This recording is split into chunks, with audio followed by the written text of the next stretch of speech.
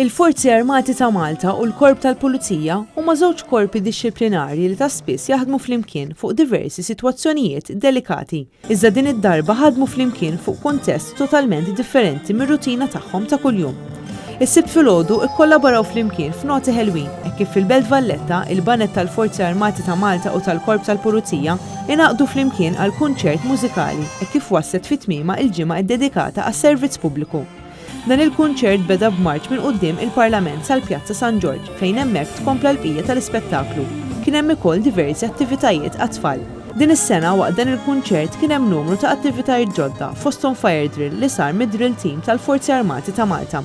Waqt il-banda kienet qed iddoq marċ huma għamlu movimenti sinkronizzati mad-daqq tal-istess marċ.